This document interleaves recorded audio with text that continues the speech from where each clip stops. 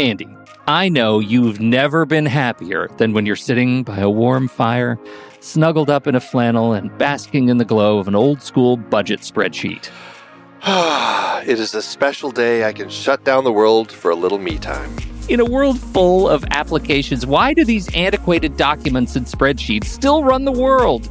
And why haven't they been updated in over 50 years?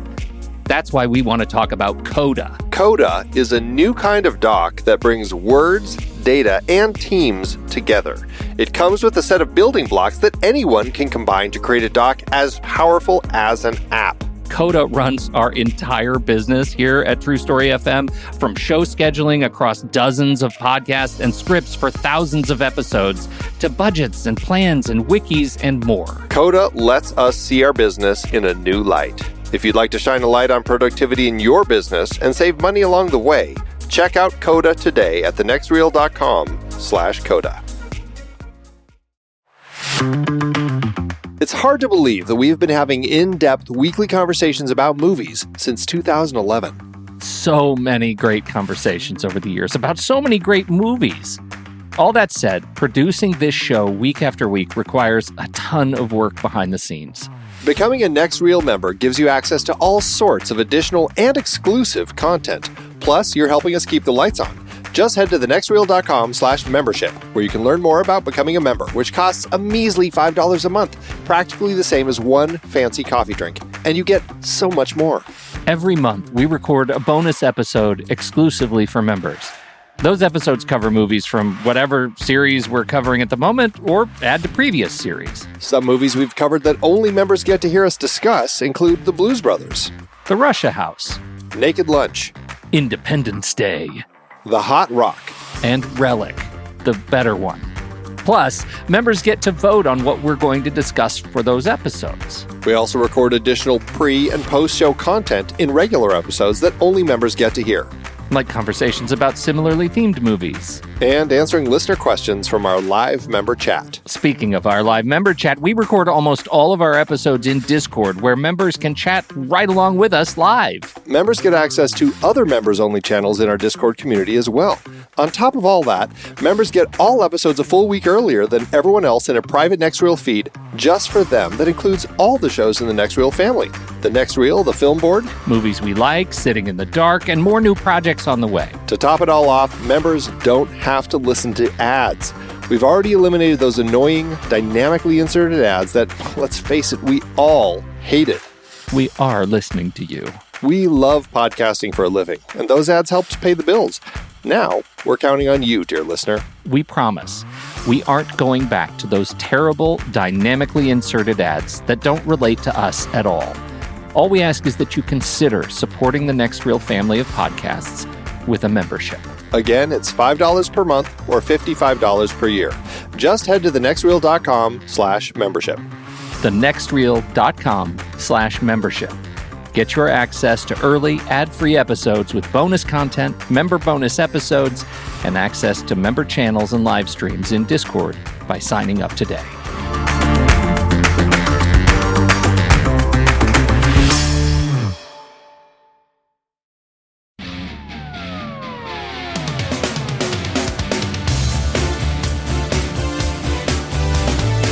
Welcome to Silver Linings, part of the Next Reel family of film podcasts on True Story FM. Have you ever liked or even loved a movie that everyone else just seems to hate? Well, you are not alone, my friend. We look at movies that are often panned by critics and audiences to see if their hate is warranted. Sure, we'll talk about what might be broken, but more important, we talk about what really works in these films, with the hope that we change some minds along the way. Perhaps even yours? So, sit back, relax, and let's take the guilt out of guilty pleasures. This is Silver Linings. Hello, I'm Ray, your eternal optimist. And I'm Ocean. For this episode of Silver Linings, we'll be taking a look at 2019's Brightburn. Who am I? You are a gift.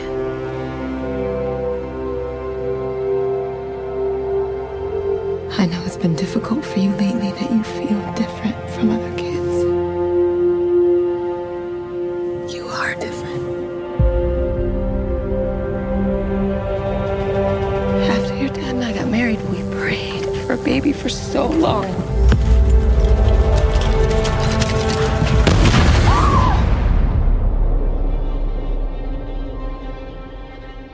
One night,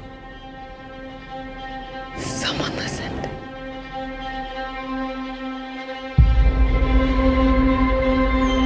Brandon?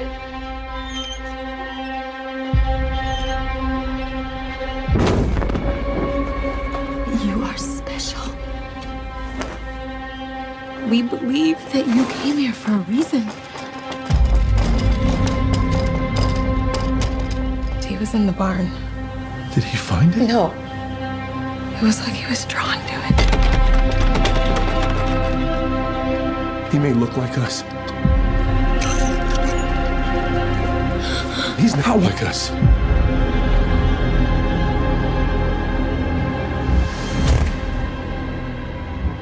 Brightburn. What a film.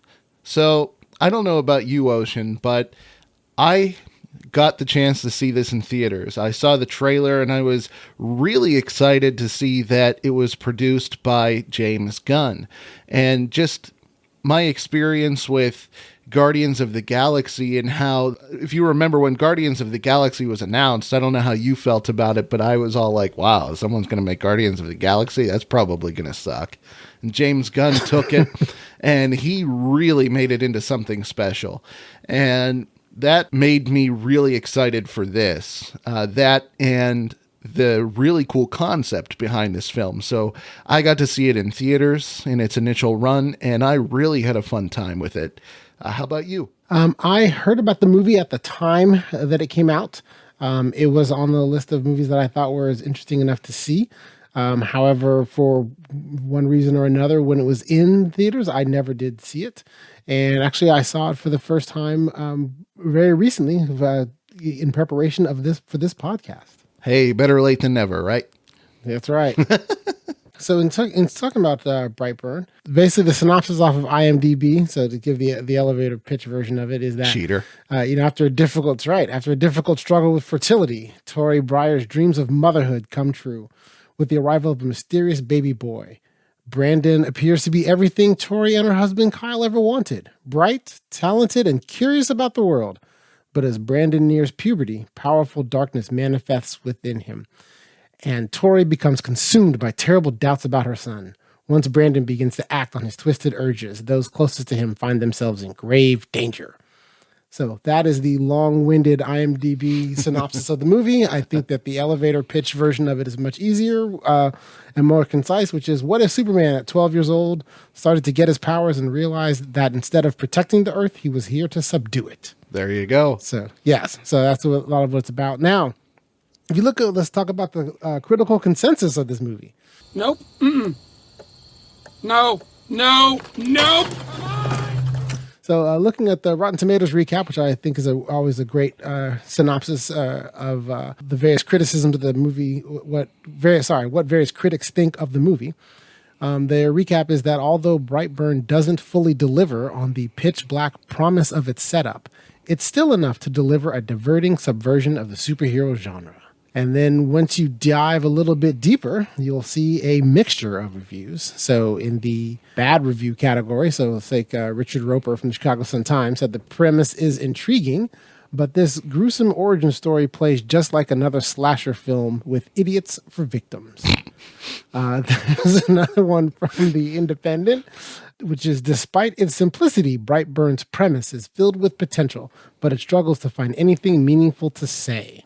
Last one, then on a positive note, so there's some that are positive. So like A.O. Scott from the New York Times said, what makes Brightburn a little better than average is the time it spends observing Brandon with Tori and Kyle, his loving, increasingly alarmed mom and dad, who are played with excellent game faces by Elizabeth Banks and David Denman. So that's a positive. So then the other positives are your lukewarm positive. So here's one that I thought was an interesting version of positive. The conceit works brilliantly until in the closing 20 minutes, it clatters disappointingly into a fatal uncertainty. And then, going back to the negatives, a lot of the negative things were the same about that they had a lot of potential, but didn't say as much. Right. Or this one said, the one other review was cheap jump scares and uninspired writing combined with a limp story ensure Brightburn will remain a big what if. You're a big what if critic. There you go. And you told him. So now I am sure that critic will now be retiring and hanging up their iPad. Are there any other criticisms you think you'd like to address specifically? Well, first of all, I think it's interesting to note that this film didn't seem to get awful reviews. It seems to border on the lukewarm to slightly disliked, if you know what I mean. I agree with that. This was not universally hated as a movie. And, looking at places like the Letterboxd community, Amazon, etc., you'd see pretty much the same kind of things that you were talking about, bland or boring story, failed to do anything neat with the awesome premise, and too reliant on jump scares. But in all honesty, I think every horror type movie is going to have jump scares, come on. Yes. Yeah. Every horror movie is going to have jump scares. And I think that the criticism with this is more a little bit of a sign of the times in terms of the amount, right? So Brightburn does have quite a few jump scares, right? And so, and when you think about it being made in 2019, right, you're after, Get Out, Us, the Happy Death Day movies, these other, other horror movies at the time, or within that short time, 1 or 2 years window, is, and when you watch those movies, they are still scary and creepy. Yeah. And now that I think about it, even the first not the second one, the first one, the first new one, the first the first new one. Okay. Yeah. So of the two new the first new one. Even if you think about those, they were not reliant on jump scares, right? They had one or two, but most of their scariness factor was much more of that creepy, you kind of know what's coming, and it's kind of, you're building it up in your head before anything really happens, right? But sure. Even before what happens on the screen isn't a jump scare. It may not even necessarily be a scary thing, but you've built it up enough because of the slow draw that is pulled out. Where this movie does that, but also has a larger number of jump scares, right? And I think that might be a reaction to that. Now, the horror movies are coming out now, while they have jump scares, they're fewer. Okay, right? And so I think maybe that would be why some people would think that it was too many jump scares. Okay. Whereas if you compared it to a horror movie slasher flick from the 80s, well, it has no jump scares. Right, because Jason was coming around every corner, so you were constantly getting jump scared. So I think it's more a comment. I think that criticism has much more to do with the change in horror movies or scary movies of our time versus a real problem with the movie itself. I feel like the horror genre itself is trying to make some changes so that it's straying away from the old cliches. I feel like it's kind of an undefined mass at the moment, if that makes any sense. It does. And I credit that more to, in a lot of ways, to Saw. Now, whether or not Saw deserves this credit or not, I credit it because I'm thinking about my personal world, in that I was not, when I was, in the 80s and 90s, I was not really big into horror movies, right? And a lot of the reason why I wasn't big into horror movies is because they had a massive amount of jump scares. And then the first time you see Saw, there's 2 jump scares in the whole movie. And then other than that, you are freaked out throughout the whole movie without jump scares, right? They're just the entire situation, what they're setting up, the intelligence of the premise, and what they did with the delivery at the end of that movie, created a nice, good, scary movie that didn't have jump scares. And I think that the industry, the genre of horror movies is starting to try to move more and more towards, let's creep people out and scare people, but not with jump scares, not with she's in a room and she hears a weird sound. Oh, it's the cat, and the cat jumps out, right? Or something like that, which has been done to death, so to say, to this point. So I think that they're trying to, exactly. Yeah. That was an unintentional pun. Actually, it would have been better if I intended to do that, but So it's been done so much now that, you want to find something different. And I think that a lot of the smarter movies that are coming out now are showing different ways to still be scary without reliance on jump scares. Sure. And to be fair, this movie in particular is doing something that hasn't been done before, where it's meshing a horror movie with, of all things, a superhero origin story. In a way, it's really treading ground that hasn't been broken yet. It is, and I think that is, so since we're talking about the criticisms, I think that's the crux, right? So when you look at the different criticisms of this movie, and they talk about how that it's a great premise, but it doesn't say anything, right? That it's a wonderful, wonderful idea that doesn't really pay off. Or the last critic who said it remained a big what if, right? So I personally think that the issue there, and that is a criticism I understand. And so personally, I think the biggest issue with this was they marketed this movie in a way to get people to watch it but not enjoy it. All right, because the premise is he's a superhero that is a bit of a jerk. And so here's the problem with that. So to me, the problem with that is this. You start straying two lines. So there's people that like superhero genre movies and people that like horror movies. Now, there is going to be a Venn diagram where those intersect, but a lot of times there's going to be a large number of people that don't, right? Mm-hmm. So when you come at it with the way it was marketed, it wasn't really marketed that it would be as scary as it was, right? Even with the trailers, there's a few bit of jump things here and there, but it's still it's iffy if it's going to be as much of a horror movie as it really turns out to be. The other part is you're basically taking these single most iconic superhero origin story, right? And, sure. and doing it to way on the nose. I mean, he's just in a different city in Kansas. Oh, it's very on the nose. It's really he has similar powers and abilities as the alien. Crash landed. The parents found him, etc. Right. So the thing to me, the problem with it becomes that it's trying to thread the needle of a superhero flick that is like a horror movie.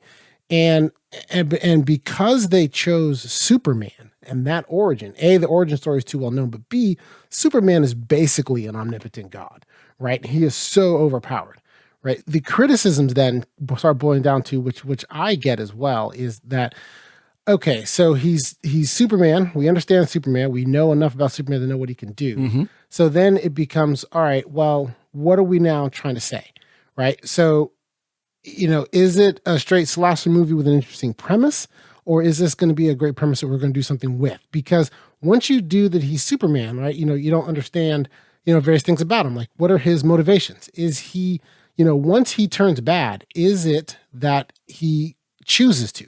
Is it that he is bred to do that, right? With the wasp metaphors, like, is he bred to do that? Is it that he's being controlled, right? The movie doesn't really address any of those things, right? Mm-hmm. And so when you look at it as a superhero movie with a horror twist to it, right? Then the problem becomes once you've given up the conceit, okay, Superman is now going to try to kill us, not save us, right? At that point, his ability to kill everybody very quickly and efficiently and all that stuff and everything is a total given to you, right? You now would like this movie to be like, okay, I understand that he's doing all this killing, but why? What is he growing from? Is it he's choosing? Does he need to overcome something he's being controlling? Does he really want to be good like he says? Or is that just a lie because he's really the villain, right? Like, what is his motivation? What is it about him that's making him tick, right? You don't get that payoff in the movie. Then, because once he starts killing, the movie completely shifts gears and is a slasher flick, right? And I think that if you go into it thinking, I'm going to watch a slasher flick, it's a great movie. But if you go into it expecting something out of the superhero premise, that is where I think the disappointment comes in, right? What if you thought about it as maybe not so much as a superhero, but a supervillain origin story? Yeah, you can think of it that way. It's harder because I think it's harder for two reasons. One, it starts too young. Right. In the very beginning of the movie, he is basically an innocent kid. Mm-hmm. Right. So you don't hate him from jump. Like, it's not like teenage Lex Luthor, in which case you're like, oh, that kid let a little bit of sinister in him from the beginning. Right. So he's not that. And then two, the other way I think you just can't get around it is it's Superman. right? At the end of the day, they did Superman, and so it's too you can't do Superman and then say, well, forget that it's Superman, right? Sure, fair I mean, enough. even his powers and abilities. I don't think he had a single power or ability that Superman doesn't have. His powers and abilities were literally Superman's powers. Yeah, now that you mention it, it was pretty much a direct copy. Right. He could do right. His powers are Superman. He's flying around in a red cape. Mm-hmm. Right. He's flying around in the same colors. Right. If you look at his whole outfit, they're the same red, yellow, and blue colors, different configuration clearly. Oh yeah. He's wearing a mask, and Superman doesn't wear a mask. But That's he's really also the still only and also he looks like some of the drawings of young Superman, where he's a brown haired kid, slight build when he's young that can do all these different things as far as running fast and flying and jumping and all that, right? Mm-hmm. So yeah, I don't know that you can get a supervillain because they chose Superman. Okay. Hey, who's messing with me? Well, I'm going to take this opportunity to take everything that you just said, okay, and tell you why I think this is actually a good movie. Because everything that you just said, that may not work so well, I think I have a defense for. At least it works out in my mind, which usually winds up being no good for anyone else. But, I'm going to take a crack at it. Yes. First of all, the time that this movie came out, I think, is key. It came out in 2019, and in 2019, we had Avengers Infinity War had just come out the year before. We had Avengers Endgame coming out that year. We were, and really still are, a superhero culture. I mean, we are eating it up. I mean, especially Marvel and DC too. But yeah, that's right. You got to have your vegetables of DC if you're going to get the dessert of Marvel. Okay, I'm just going to leave that one alone. But so I think this came out at the perfect time because everybody is just loving on superhero movies. And everybody wants to believe that, this new hero is going to be great. There's someone we can look up to. And here's this concept where we get this superpowered being, but they wind up doing the opposite of what we think they're going to do. I mean, anytime you see a superhero origin story, it's always kind of the same formula. The hero is revealed to have powers of some sort, and now it's like, okay, now that we know they have powers, they're learning their powers, how are they going to use that for the good of the world? That is always what it comes down to. And here in this movie, it doesn't come to that. Because with Brandon Breyer, who is the kid in this movie, the main character, I think it's really important to note that this is about the time that he hits puberty. I think that says a lot because whenever, without trying to sound weird or anything, whenever a person hits puberty, you're going through all kinds of changes, not just physical, but also mentally, and you start to think a little bit differently. And so you have this kid, and we see him in school. He's a bookworm. He's incredibly smart. Not necessarily popular. We see him getting picked on by kids in school. He obviously has a crush on this one girl, but seems a little too timid to do or say anything about it. All of a sudden, one night, he basically has these convulsions in bed because the alien spacecraft that he arrived to Earth in has woken up or whatever, and it has decided that now is the time for Brandon to basically accomplish his mission, the reason he was sent to Earth or whatever. It's not really. Is it? Is it? I don't know. I'm making kind of that. That's something that's not clear in the movie. Right. And I'm just kind of making an assumption here. But my point is, there is a big change. He learns kind of who he is. He learns that he is different, and not different in the fact that, he's this geeky kid who, doesn't fit in, but he is not of this world. He learns that he cannot be hurt. He learns that he can fly. He learns that he is very powerful, very strong. And whenever you have a very impressionable young person who is at that age and they have so much working against them, like bullies and angry parents and potential love interests, whenever they're presented with an opportunity to do something selfishly, to have some kind of power, of course, they're going to want to take it. Yes, I agree. Being the parent of teenagers. Yeah, and actually, I want to get to, the parenting aspect of this movie at some point, because I think that that's interesting. But I found this movie to be realistic in the way that it portrayed the reactions and the impulses of a young man presented with these otherworldly abilities. Because let's face it, we see all these superhero movies and everybody becomes a hero and they're saving the world and everything. Not everybody is that good. Well, true. I think you're touching on definitely one of the conceits of the Superman story is that the Clark Kent's relationship with his father and the relationship that he built with humanity was a unique thing, right? And that this movie does portray probably what I would say, if I were betting, more of what I would think would happen if a 12 or 13-year-old boy had those type of superpowers, right? And so I think I agree with all of those things, right? But the one thing that I think the other side of it is that there's an interesting story there. They've set up some ideas with a sequel, and there's interesting things to say with that premise, right? But because the premise is Superman, right, you really can short circuit to get to okay, now he's Superman and he does bad things. But if you focus on that, the problem becomes once he starts killing people in this movie, he's basically Jason, right? The reasons for him, the reasons and the motivations for him to doing it don't always make sense, right? Some of them do, some of them don't, right? And that to me is where I feel that I find that my enjoyment of this movie is I intentionally go to one side, right? How, so everything I'm saying about once you realize Superman starts killing people, you want them to do more with that, and that is a little bit disappointing.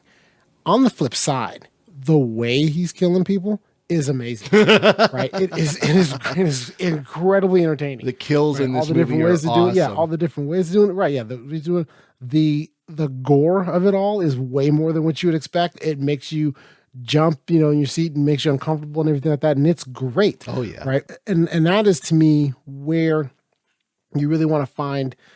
Where I think the sweet spot to find yourself in this movie, especially if you're watching it for the first time or if you're rewatching it again, to say, hey, I'm going to watch a slasher flick, and it's Superman, right? And then just kind of gloss over it's Superman part, and then enjoy the slasher flick because the kid's performance is great. The people, his victims, a lot of they are great slasher flick victims. They make stupid decisions that are stupid decisions in real time, and you're like, why are you doing that? They then get killed in horribly gruesome ways. Some of the stuff he does is actually funny and entertaining. And people that get their various amounts of either comeuppance or just are straight killed, you see it coming, you get it, it's gruesome. It's very, very, very entertaining. That part of the movie I think is done very well. And so I think that if you just go into it looking for a really great slasher flick, Brightburn really delivers. The other part of it is the part that it's like, well, the whole, his mentality and his, what he's thinking or what his motivations are, they're just not, you don't really have enough there to chew on. Were there any of the kills that were particularly memorable for you? The uncle. Right. And when he kills the uncle's memorable to me for two reasons. One, I actually had to be reminded, I forgot why the uncle was just driving off, right? But anyway, that he was going to go, take him back home. And then he went to go drive, and he was going to drive him home. And, he's like, no, don't tell my parents. And he goes, you'll be lucky. That's all I do. And then they goes off, right? Mm-hmm. Now, when his car breaks down, the uncle's reaction at the beginning, when he sees Brightburn in the distance with it, and his very, he's like an audience member. He's very, nope, not doing this. He was very much aware of the danger he was in and was trying to do some things to get out of it, mostly just driving his car, which when you're encountering someone that has that level of speed, you're not just going to get out and run because you're not going to make it, Right. And then also on top of that, the way when he pulls, pulling the truck into the air and dropping it, head first into the ground. But then also, I was surprised by the gruesomeness of, having his jaw break so much on the steering column and how gruesome and gory it was and everything. So, so that one for me was the most memorable of his kills. How about for you? Okay. So the biggest thing that I remembered after I saw this in the theater was actually the potential girlfriend's mother getting killed in the restaurant, particularly the eyeball. Man, horror movies don't affect me all that much, but when I saw this in theaters and I saw that shard of glass, just that close up of the shard of glass sticking out of her eyeball, and she's trying to get it out.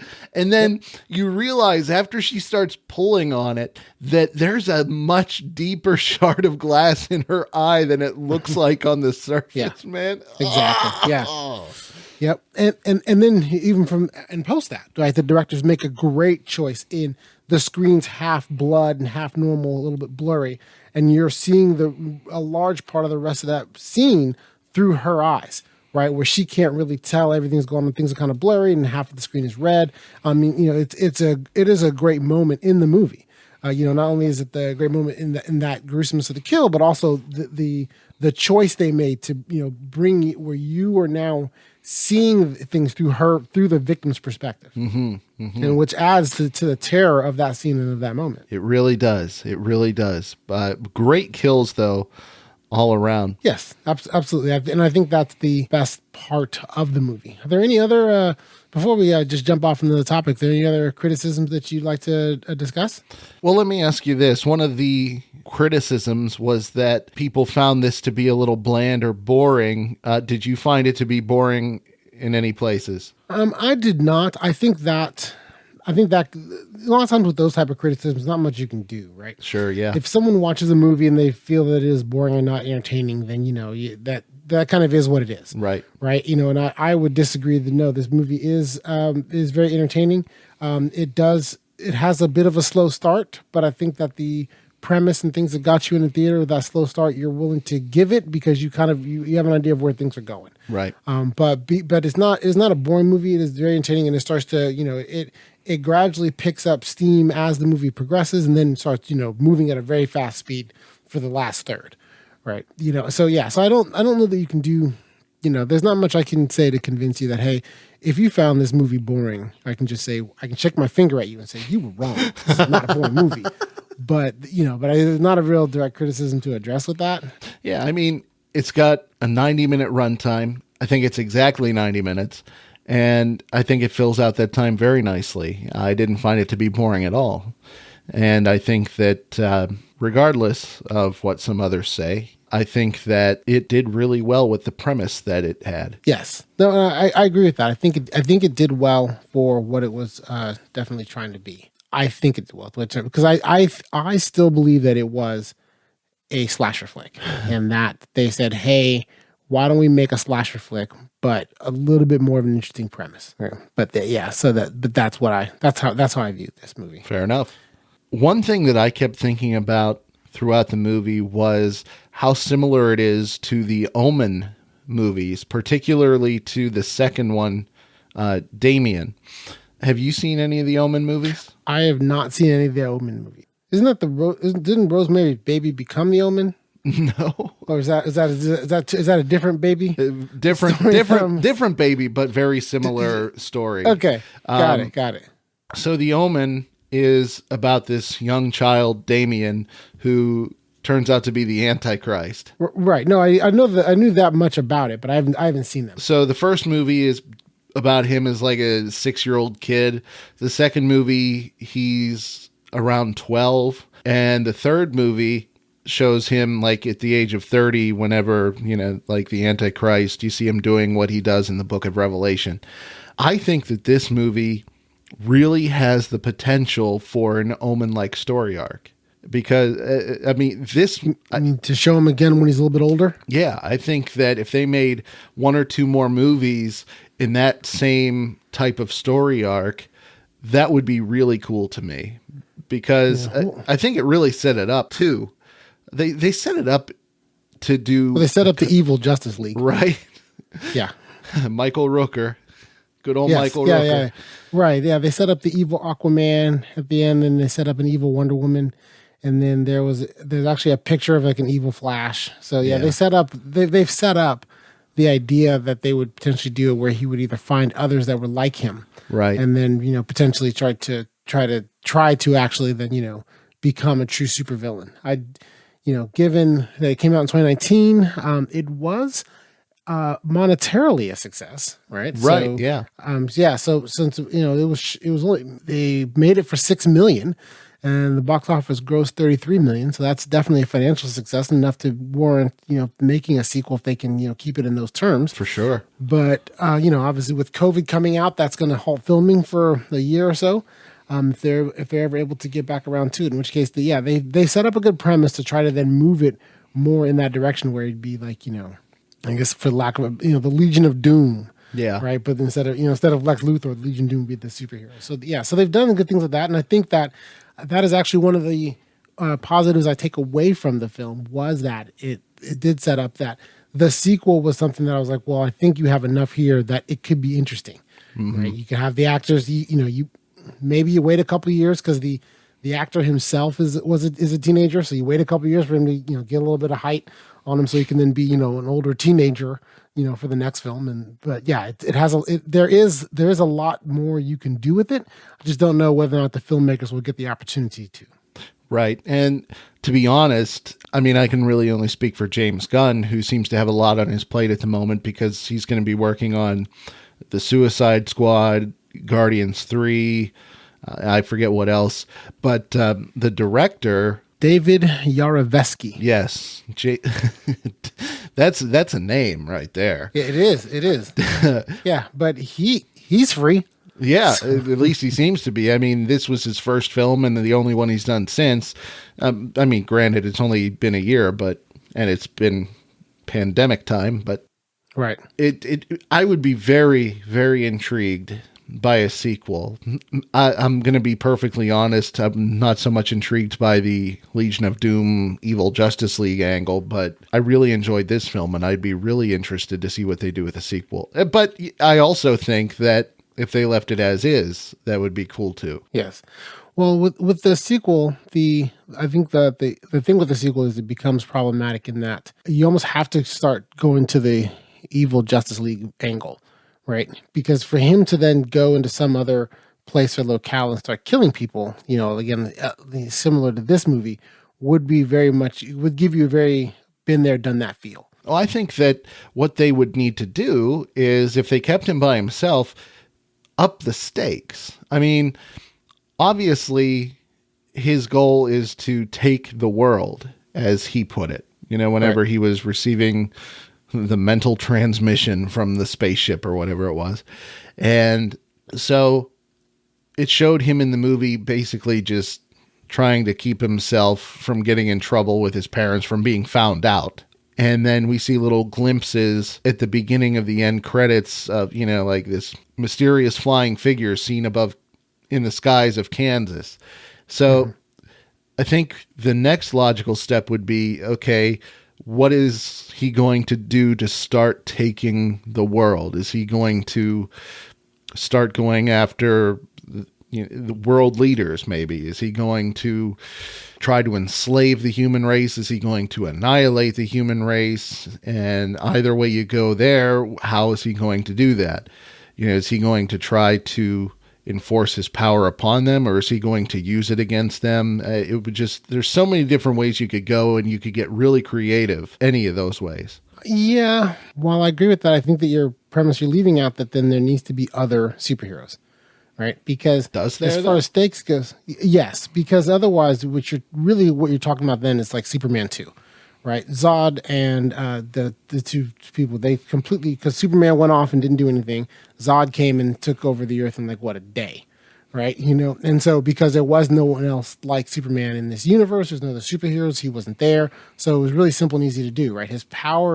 Superman's powers are so vast that in a world where he's the only superhero, he can conquer the world in a day, right? And so it's there's not even a realistic man-made weapon against Superman, right? So you need to have something with other superheroes or other dynamics or other very powerful beings that would need to exist in order to raise the stakes and create a conflict. So if it's just Brendan Breyer and everyone else, yes, Brandon Breyer, sorry. If it's just Brandon Breyer and everybody else in this movie is a mere mortal, right? He has no real resistance. Well, don't forget that he also had a kryptonite. He does, but that at that level would require someone to figure out who he is, figure out where he came from, figure out that he's an alien, find the ship, assuming he didn't hide it. Because the one thing I was giving the makers of the movie credit for is when you look at the end, right? So at the end, spoilers, he crashes. He crashes that airplane, right? He drops his mom in one of the more emotional death scenes in a sense, right? Mostly because of Elizabeth Banks' performance in it. She was great in what the way she emoted that moment. But he does that, and then he drops a plane down, right? So at that point, he's at least have enough. If he's as smart as they're saying he is, he's got to know that the FBI are going to rip apart everything with a fine-tooth comb. So he's got to move that ship, right? Because they're going to find it. If it's just sitting in the barn, they're going to find that in a day. So he had to have moved that somewhere else. The movie doesn't go into, this is my complete supposition. The movie doesn't address this in any way, but there's the only way that makes logical sense to me. Otherwise, they would find it. Well, something that they could do that makes sense to me, at the end of the movie, when you see the plane crash, they have the emergency teams there responding to that crash. I think it would be very easy to have like an opening scene in a potential sequel where you have some firefighters or somebody putting out a fire where the barn is, and they find remnants of the ship. And they're like, well, what in the world is this? And obviously there are things that they're going to take away because they don't know what caused this crash. They're going to want to do investigations. So they might keep pieces of that ship if they find it. And yes, so I could totally see that as a MacGuffin of sorts. Could be.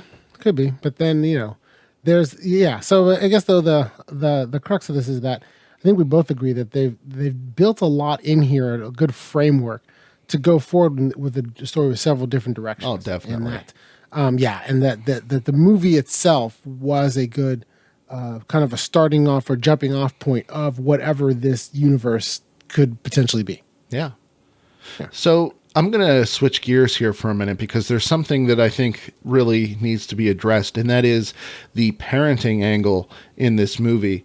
Because I think that the parenting angle is just as interesting and just as important as Brandon's storyline throughout this film. Because the movie starts out with these two parents who aren't able to conceive.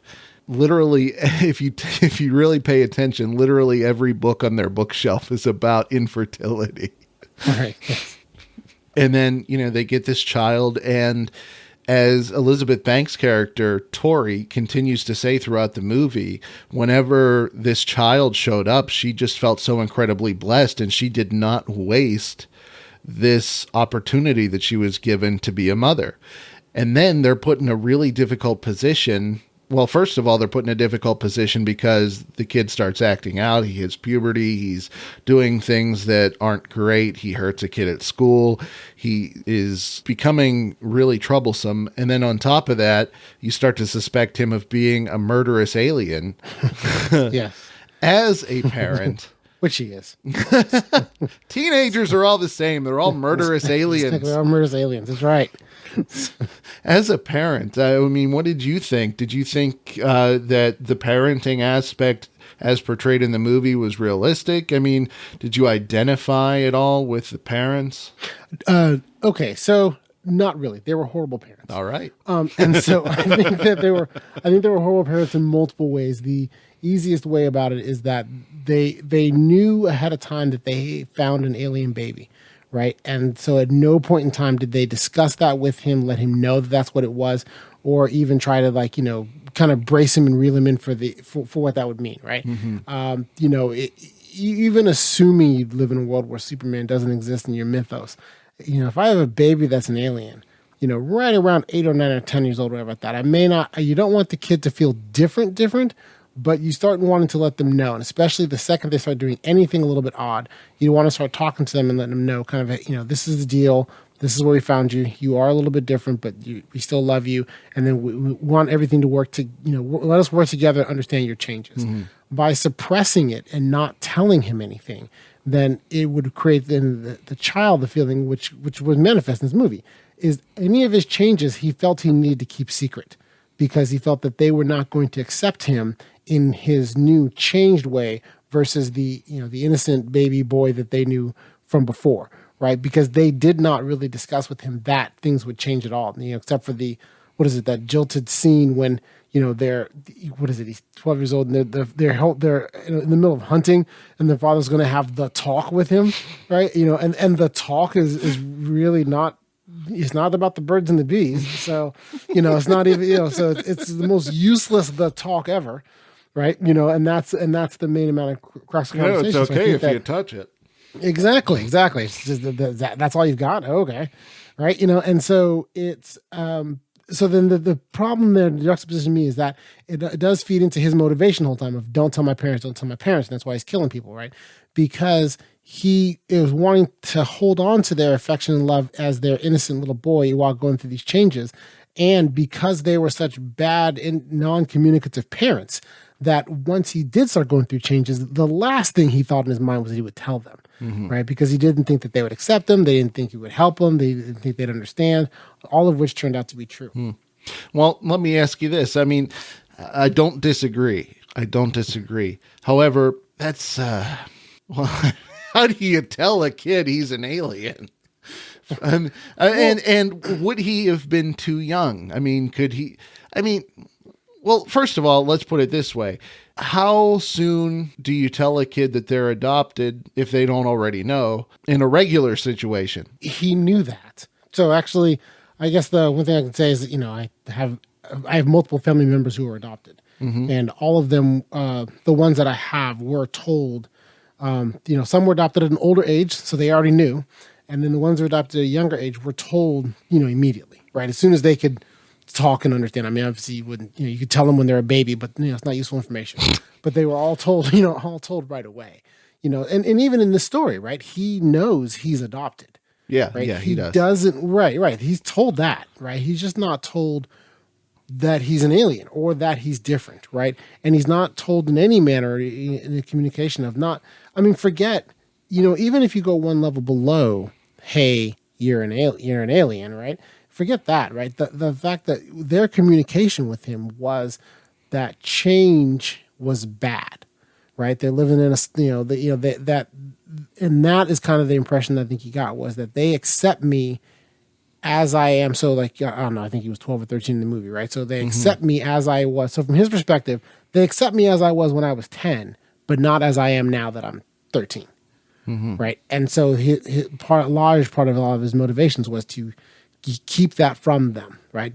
Keep that, if you look at all the kills, he's either trying to keep information from his parents or keep threats from separating him from his parents, right? Well, until he decides to kill his parents, and then there's that. But in both of those cases, if you think about it, he would consider it self-defense. Right. I agree. Yeah. Now, so that brings me to this question. What do you think of the way the parents ended up handling it, trying to kill him? Well, I think that the father had the right idea, but he obviously didn't know what he was dealing with. They didn't. I think that the parents, once they got to that point, right, the mother had at least the wherewithal, it took too long for her to come around.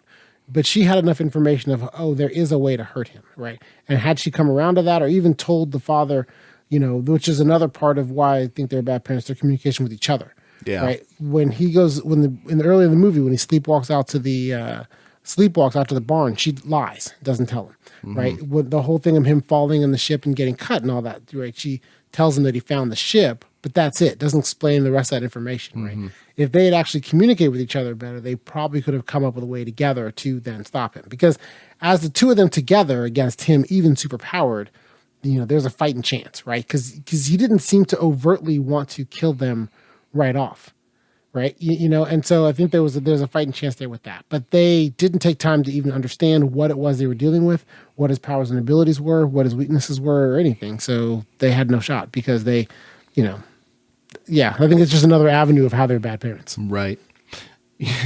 Not to beat a dead horse, but the way he killed the dad was so stinking cool, man. Just he grabs, like he's just looking him in the eye and uses his heat vision to just burrow a hole through his head. Right. Dude, what a visual. Yeah. And then whenever he kills the mom, he stops her hand from coming down and stabbing him with the shard of the ship. And then what does he do? He grabs her and flies her up into the sky, but through the roof.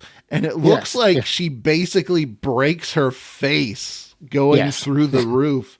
Right. Brutal. Yes, I agree. But they weren't such horrible parents that they should have died, but they were not very good parents. I agree. All right. Yeah. All right. Take the world.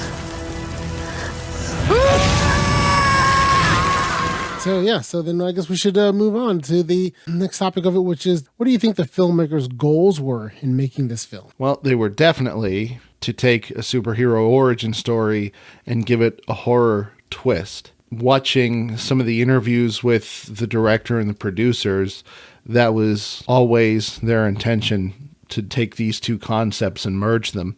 And I think that they did it, and I think that they did it well. I mean, I think like you said, there are some things that are very on the nose, and I think there are some in both genres, the superhero and the horror genre. There are things that are very on the nose, but it's an interesting concept, and I think they pulled it off rather well. How about you? Yeah, I think I agree with that premise, because really there's not much. Their goals are pretty straightforward, right? I look at it the same goals you have, just the reverse order. That they wanted to make a slasher flick, but they wanted to basically give Jason a better origin story, right? And that's kind of what they did. So, but yeah, and I think that they did that.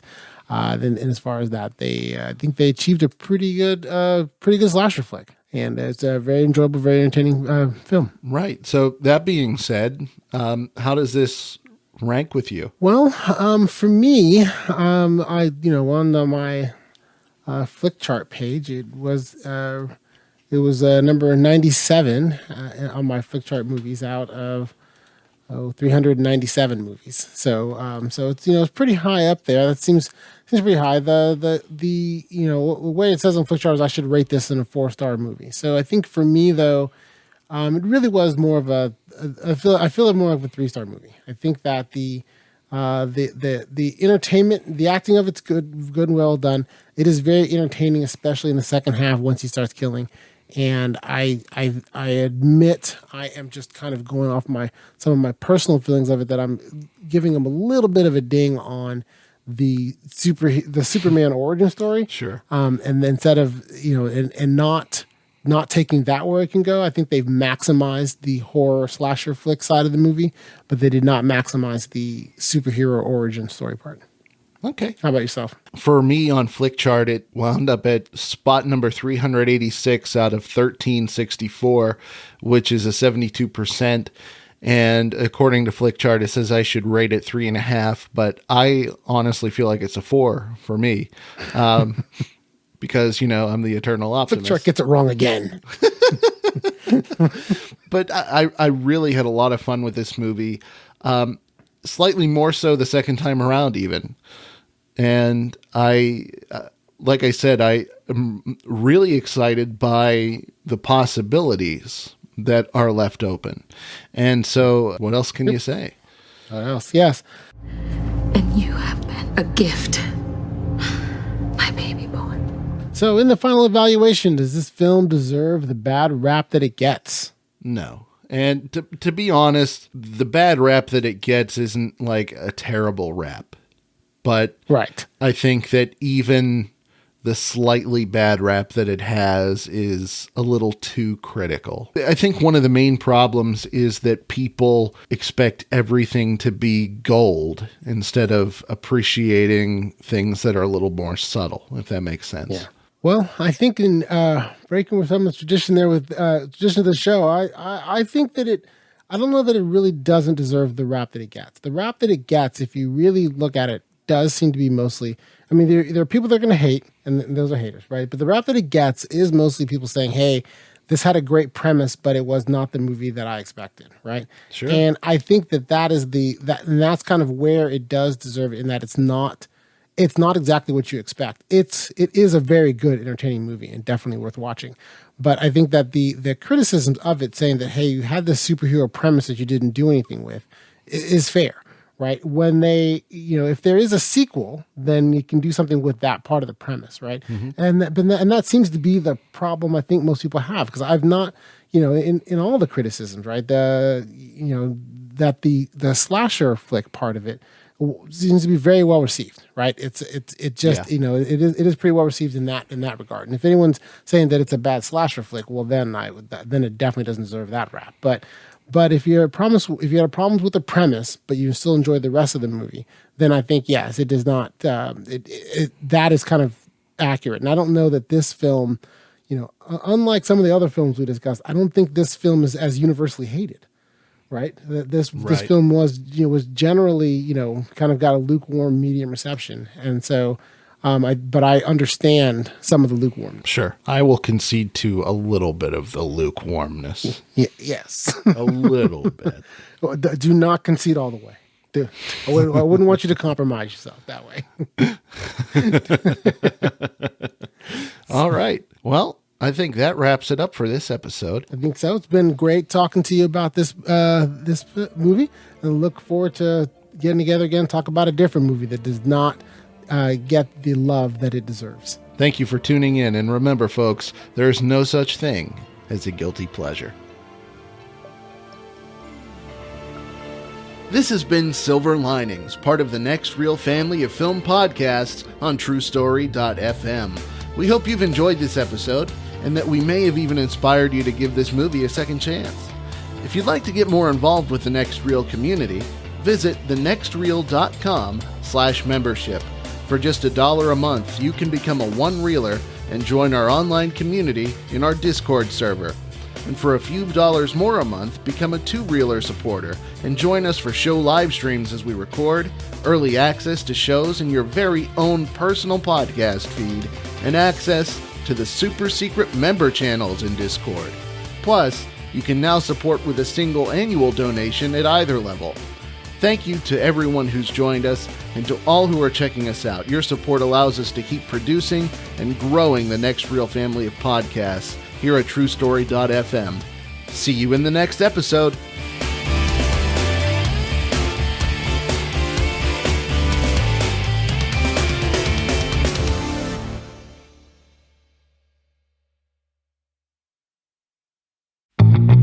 I love the conversations that so many of our hosts have had on their shows.